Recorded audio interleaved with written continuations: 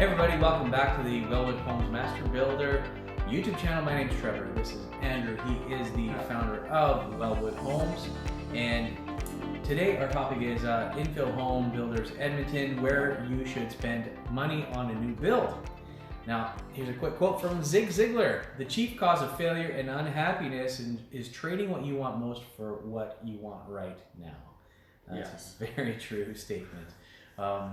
Now, a quick statistic, though the industry shies as a major employer, the average construction firm is quite small. Mm-hmm. In the residential sector, nearly 70% of firms have fewer than 5 employees. And in the non-residential sector, about 50% have 5 employees or fewer.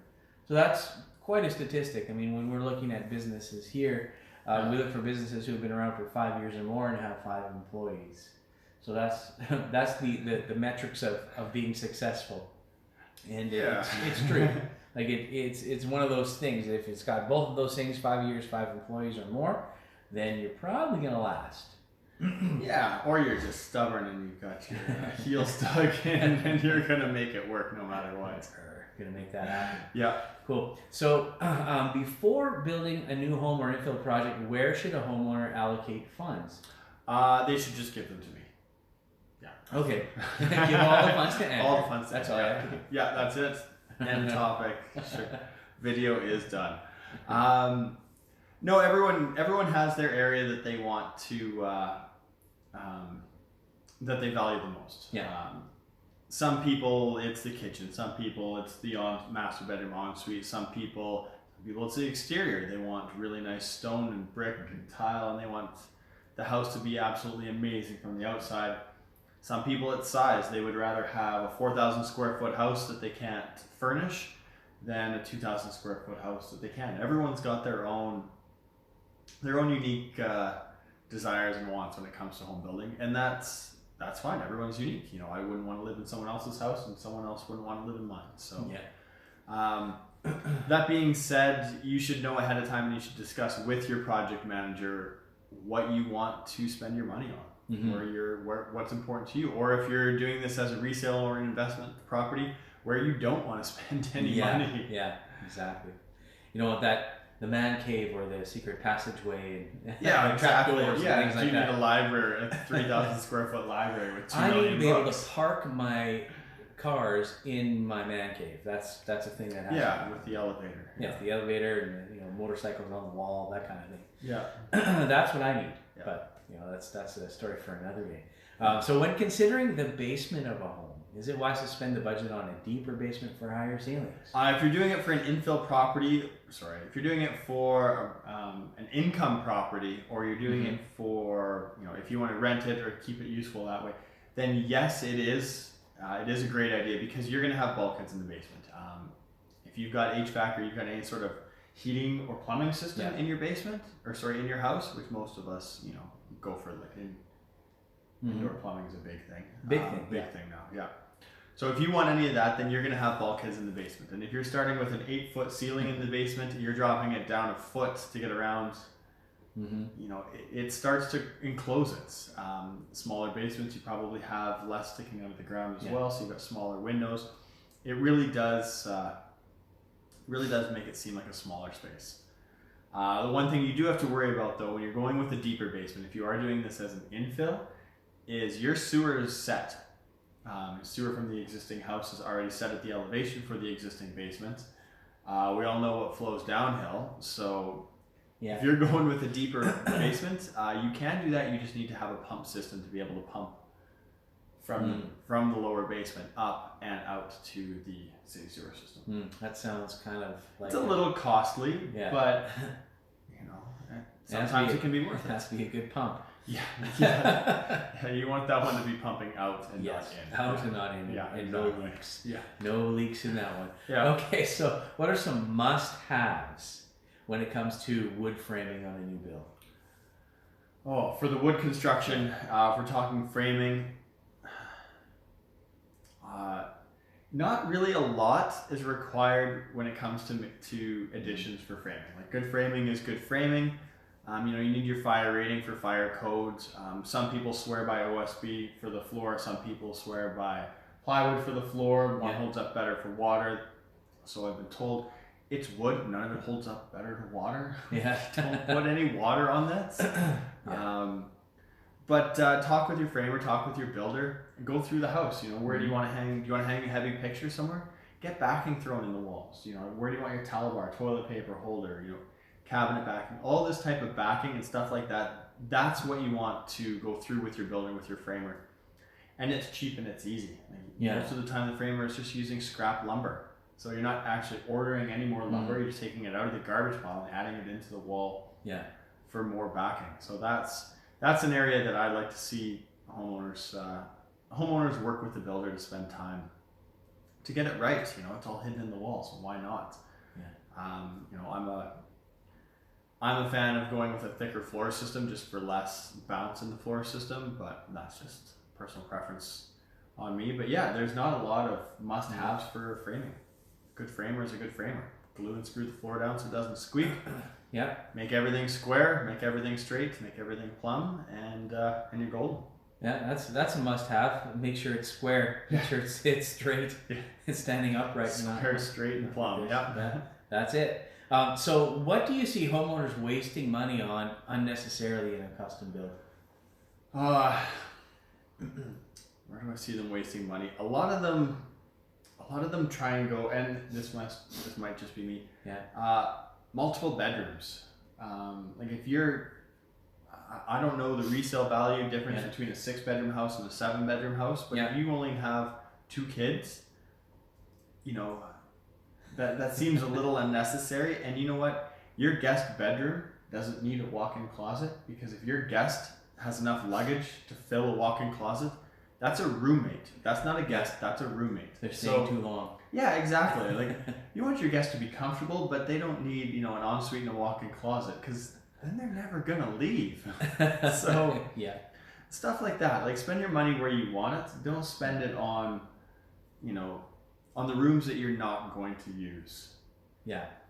That's what I would say, where I see a lot of the waste going. Okay. The next question I have for you is, where do homeowners and builders make a mistake by not spending enough on better materials? I would say on waterproofing and weatherproofing. Like, we live in Alberta, so you know we've got winter and shitty weather for at least 9 months. Yes. Yeah, you know you can get an air conditioner for the month that you would like it. You know, if you've got in the budget, go for it. Do it. I have air conditioning. Just do it. Yeah, you should spend money on that. Spend money on it. Yeah, that's my take. I'm not a builder, but I like a good air conditioner. I would spend it on hiring a quality siding company and a quality insulation company. Okay. Like get it sealed up properly. Like get the waterproofing on the outside, get it watertight on the inside. You know, get your spray foam around the windows. You know, spray foam the cantilever, spray foam areas that are hard to reach. I know spray foam is expensive, but if you've got a cantilever, you've got air passing through, you've got air passing underneath, and that's going to be a cold spot. You need that spray foam. Yeah. Like, you need those areas done right. That's where I would spend my money. And then if you can, if your lot will allow it, a wider garage. You see some of these garages and they have, you know, a foot on either side of the garage door. Yeah. You know, maybe it's just me. I can't get out. It's like you pull your car in and you've got 1 foot to get out, you know, and try and walk around your car. Like you're in trouble. If you can make it work, a larger garage is something you'll never ever regret. Yeah. Yeah, longer and wider. Yeah, you see some of these newer neighborhoods and the driveway and the street is full of vehicles because there's not enough room in the garage. The garage is just storage for them. Yeah, just extra storage. Yeah. It's a waste, really. Big waste of space. Yeah. Just a collect all. Yeah, it's not an efficiently set up storage room. Yeah, you know, exactly. Shelves on the side and then I don't know, ping pong table in the middle. Maybe if anybody goes out there, it's cold usually, so yeah, probably not. Yeah, exactly. Now, is it smart to invest in higher quality fixtures? I don't think it brings a lot of value to it, but it is something that does look nice. You know, a nice, you know, lights are nice. You know, your faucet, your taps, your tubs. Those are really good, and I see a lot of value. I appreciate the nicer fixtures. Yeah. It's also comes down to personal preference. So, and then also putting them in the right room. Like people don't like those little dome lights, but you know what? In your third bedroom, put a dome light. Put a $200 chandelier. Yeah, or invest in a half a dozen pot lights or something like that. Yeah, exactly. Yeah, it's extra expense that you don't need to do. Yeah. So the next question is, what are some things that you would change or make mandatory on all build outs to turn out a better project? I would love to see more mandatory inspections by home inspector style as opposed to a safety codes inspector. Okay. The city does the city's inspections are safety code inspections, which are great. They're perfect. That you need them, obviously. Like we've seen, everybody's heard a horror story about building. If you haven't, if you got 10 hours, I can tell you, just a handful of ones that I've personally seen, and then a whole bunch of secondhand ones. But anyways, the city inspects for safety codes, so they want to make sure your house is safe. I want to see more like new home warranty inspections where they're going through and they're actually inspecting the framing, like they're inspecting, they're using a level, they're using a tape measure, they're checking with stuff like that. Like they're going through and they're actually inspecting all of this to make sure that it's done right. Yeah. Spot check, like not after the siding's done, but as the siding's going up, so you can see how the house is wrapped. You can see how the cider, is he installing the final siding properly? Is he nailing them so they don't slide and now all of a sudden they're gonna pop? Is he doing hardy board and he doesn't know what he's doing and he shouldn't be on the site? Like, I'd like to see those being more mandatory inspection. Yeah. And I think spray foaming the rim board should be mandatory as well. Okay. Because the only other way to do it is you stick bad insulation in, fold some poly down, and you tape the poly to the wood. That just doesn't stand. Like doesn't stay. No matter what kind of tape you've got, taping to wood is not an airtight barrier. It's just not. No, it's not. Okay, so that's really good. I like all those suggestions. Now, should a client have resale in mind when they're building their custom home? Yes, definitely. Unless you're planning on dying in this house and you don't care that your kids can't resell it. Whatever. The kids are just lucky to get it. Yeah. Yes, you should have resale in mind. Working with a guy out on an acreage by my place that has that in mind. He has a 3,000 square foot house. Yeah. 1 bedroom, and he cannot sell it. Wow. Because 1 bedroom. Because it's 1 bedroom. Yeah. So he's going to have to sink a bunch of money in to renovate it. So we're going to renovate it and tear most of the inside down. It's very well built. It's ICF house. Okay. Nice. But yeah, he's not going to be able to sell it. And then going the other way, there's a house we did a reno on with a deck that was falling apart. Shoddy builder, not us, honestly. But and he's got a house that's probably $7 or $8 million house, and his neighbor's house is worth $500,000. So he's going to be able to sell that, but he's not going to get.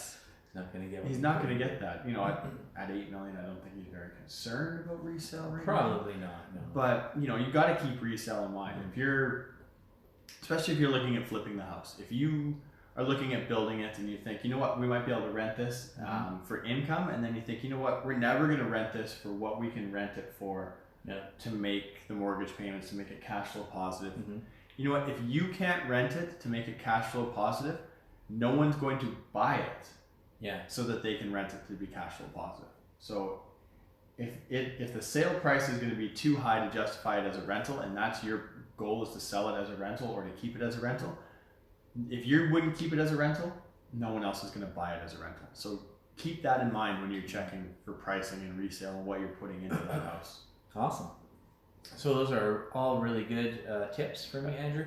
And if you guys are interested in learning more about Wellwood Homes Master Builder, just check out the website, give Andrew a call, and he can sit down with you and take some time to really go through the building process with you and really help you get ready for that new home or that new revenue property for yourself. So that's all we have for today. We will catch you guys on the next video.